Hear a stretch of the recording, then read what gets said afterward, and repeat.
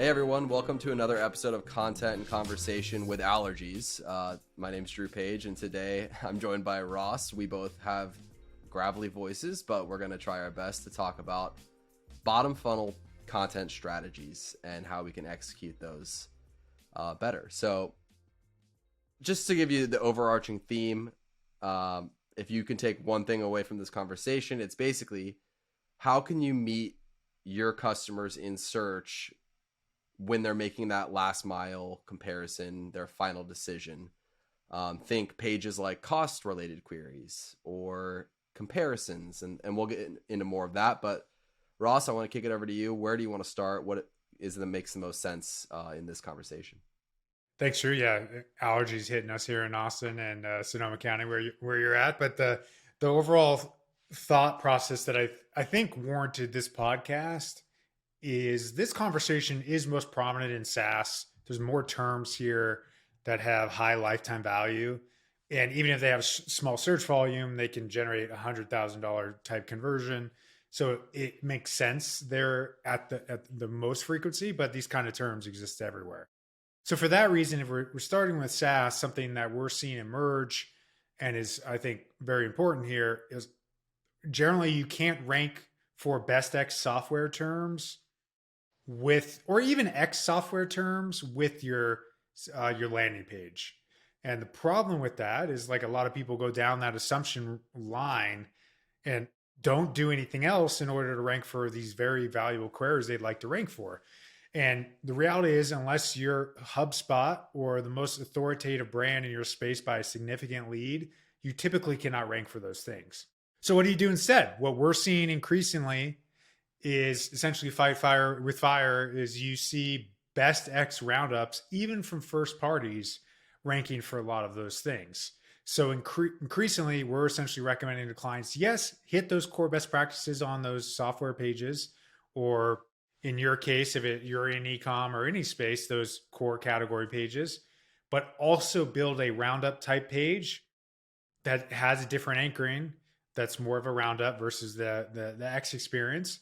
And that will give you the best amount of opportunity to be able to rank for those things. So there's a few different best practices we have there. Drew, you want to kind of share some of those that we often share with clients?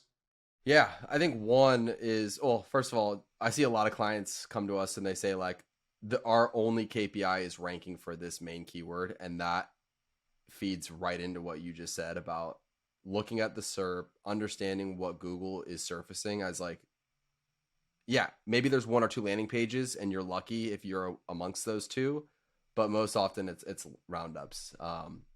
One thing that we're seeing is, obviously comparing yourself to competitors, ideally putting yourself first is important for this to work well. And then subcategorizing with qualifiers, like, you're the best for this vertical, you're the best for this, and, like, being aware of yourself and, like, not just saying you're the best overall if that's not true. Focusing on your niche and not being biased, because I think a lot of users will just quickly pick up on that. But I know you've recently shared some observations and best practices. What else do you see? Some different ways we tell clients to approach those along those lines that you described, Drew. Best for X is a great way to include competitors, but not cannibalize yourself. So if you include competitors and they're best for small business, but you're up market and you're trying to rank for a general term, that's a good way of framing it, because the ideal outcome from that page is you include competitors and frame them authentically in a way that doesn't compete with you, but still makes sense to include them. So that's often one reference point, is they're best for a vertical you don't support, and kind of you clearly label that can be useful. And as you mentioned, in for bigger terms, you might not be a general solution for something like CRM software. You might just be CRM software for real estate companies. If that's the case, your best bet to actually show up on CRM software as a term would be to include the generalist solutions, but then have yourself as the best for real estate as a sub-qualifier. Probably not have yourself first in that case, but those are some of the things we had mentioned. And just overall, like some of the things we often see is like sloppy screenshots, doesn't look good. We'll brand a very nice looking border that elevates the asset to kind of bring it front and center. We'll include a sticky nav. It will be on a blog post type experience. It feels most natural, but we're seeing some nice data from our kind of sticky nav being implemented. We saw 41% lift in goal conversions from that. So those are just some. Yeah. What are some other things you're seeing? The biggest question that comes up when we talk about this strategy is, what are the legal ramifications? What are people worried about the most from that? And so we oftentimes say, like, only use information that is publicly available on the competitor's website or from other notable sources that are like within the public domain. You can't really sue for what's already existing. Don't quote me on that. This is not legal advice. But yeah, what are your thoughts? Any thoughts on the legal side of the house? Yeah, I think that's a good general way of framing it. Like, use neutral language, use publicly available information. You shouldn't have any concerns. Like, if anything, you just gave the client more traffic. They have to win on it in terms of their experience and what have you. And they'll get less than you because you're hopefully putting yourself first. Even though this is a best roundup, you still need to be authentic about if you're doing the best online communication apps. If you're Microsoft Teams, you got to put Slack on that list. You'd be stupid not to put Slack. You'll probably not rank as well if you don't put Slack. So you can't fake this thing. Actually include the best. I know an initial criticism of people listening to this would be like, I can't believe first parties are doing this, but this is what's working. So we're going to keep doing it until it stops working. And reality is, like, even the third parties is pay to play, the software advice Capterras of the world, especially in SaaS specifically. So it's just kind of part of the game. The only thing I'd add to this, and I think has been top of mind for us, Drew, is specifically in software, but I think the case in many verticals, the update frequency is an important component. In software, generally, if I was going to generalize it across the map, I would say it's probably a smart thing to update around once a quarter on average. Like, that tends to be how frequently these get updated. There are some verticals where best X, like I know best credit cards, will be even like monthly, possibly weekly. We're working on some tooling to cover some of those things, but being aware of the update frequency is a big part of that comparison strategy as well. Yeah, and it's worth noting that while software, this works really well in SaaS economically, this could also work in other verticals. If you just think of the best X, your category, your like core verticals, we do it for ourselves with the best content marketing agencies. So it's not one size fits all. It can apply to many verticals and businesses. For sure. Yeah, it's all just a matter of kind of like doing that lifetime value analysis for yourself. But most of the time it's conversion focused, so you want to rank there. But an example, like we did a little analysis of that for some clients in shoes, and it was like 100 search volume. And if you do the math of like the effort to make a very good post, and you're only selling a $50 pair of shoes, that might not add up in terms of being worthwhile for you. So just do that analysis. And the good in SaaS, very often the 100 search volume, if you have a $100,000 product, makes a lot of sense for you. But yeah, alternative pages are a decent segue into another strategy. They tend to also be most common in SaaS, but something we see there a lot, and I think it was a more historical thing, is like Salesforce alternative was something that people would only put themselves there, but we're not really seeing that working much. What is the approach we're seeing and working there, Drew? Yeah, Ross, I see that the alternatives strategy still works, assuming that you don't just put yourself exclusively. You always want to seed with more than one player so that you're giving the user, the reader, options. That seems to be what works well. And yeah, also just quickly back to that previous point, anecdotal data coming at you live. Recent lead or client just said that they learned about us via our best content marketing agencies post. or like that's what brought them in the door. So I thought that was an interesting data point to share. But back to the alternatives piece. What else do you have in regards to that? Yeah, it's pretty identical now to the best X topics. Maybe for a long time it wasn't, where people would just have a landing page type experience. I think that's similar for the best. We didn't talk about it. This kind of experience, especially because it needs freshness, like users want a new recent list, especially in technology, if that's the emphasis vertical. A blog type newsy experience makes sense. So that will often be the best way of framing it as compared to a landing page. These are bottom funnel, so you can get pretty aggressive with some buttons. I think incorporating those throughout the post, like sign up here if you want. Obviously, the sticky nav, which we already mentioned, it has a lot of benefit.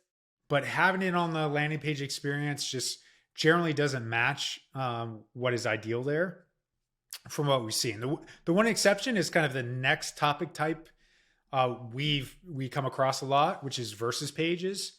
These are really bottom funnel. It's essentially people are down to two options. They know you're on your website. It's not bad to have a landing page type experience there from what we've seen anyways. Yeah, those are super powerful pages, especially if, it's yourself versus a competitor, which is the ideal situation here.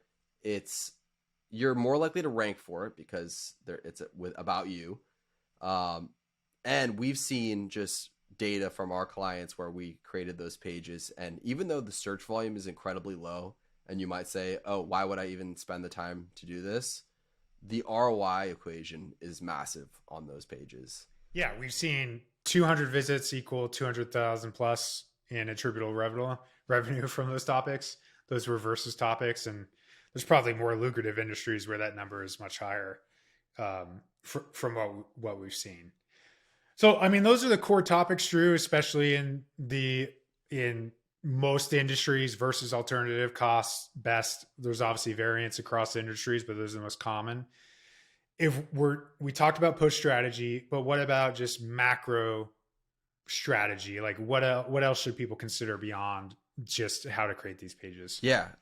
One thing that we oftentimes recommend is just like dialing in the internal linking strategy. So where do you house this content? Do you create a hub that is then linked in the footer? Like oftentimes, and I would love to get your opinion on this, I don't think it makes sense 100% of the time to include that in the main nav. I think the footer is the perfect place to have a link to those pages or the hub. What do you think? Yeah, agreed. The footer is good. We can link to, and I'm sure HubSpot would appreciate it. So, HubSpot has a pretty good example of this. And it's not just because they're HubSpot, but they have they note it in their footer as just a software comparisons library. And that's not going to attract a ton of clicks. It's not intuitive, but it's helpful.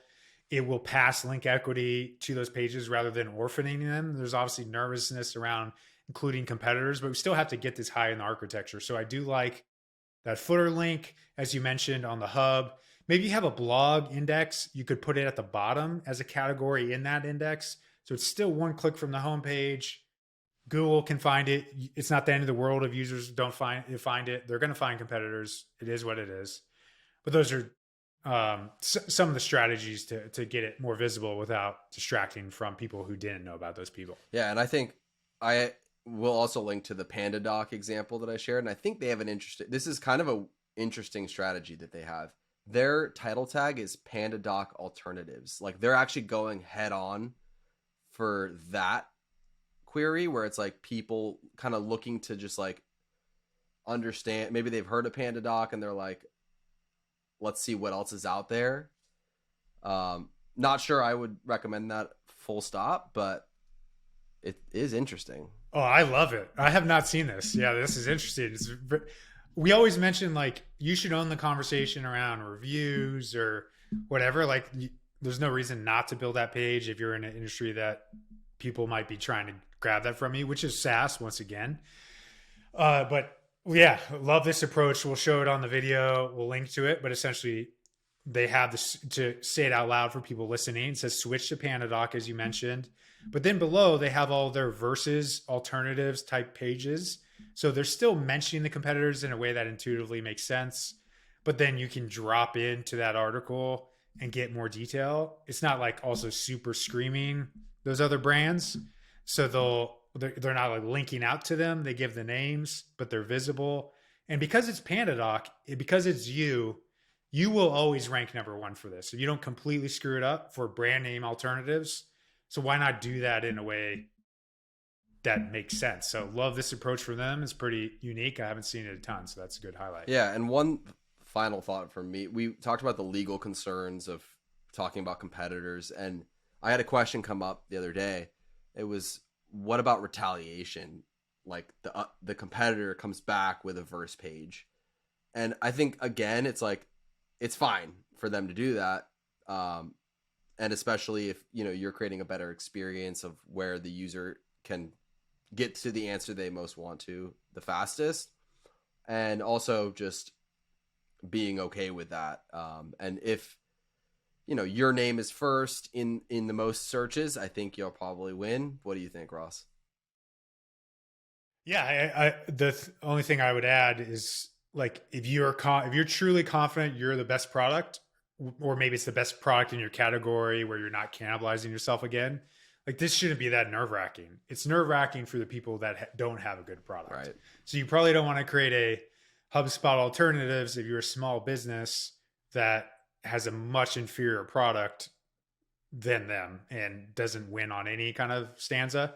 So yeah, if you're confident you're best and can maintain that as well, yeah, there's not that much to be nervous about. Yes, someone might switch from you because of that, but net, I would say, I would be very confident you'll win because of doing that, at least in terms of the switching frequency. This actually brings up a good question that I have for you, Ross. If you're a brand new site, what do you think about starting like bottom funnel first, moving up funnel, or vice versa? What's your stance on that? Yeah, it's a good question. It's probably a lot to do with how authoritative your site is. So I have seen an example of a SaaS company who tried to rank for things like HubSpot alternatives, HubSpot versus them. And as you could probably imagine, if they were a newer, lower authority site, there's a lot of other people who want to rank for those things. So they still don't have the authority to rank for that. If you're kind of in a small niche industry where everyone is in that range, no one's really doing this as aggressively, which would not be that HubSpot, Zapier kind of range.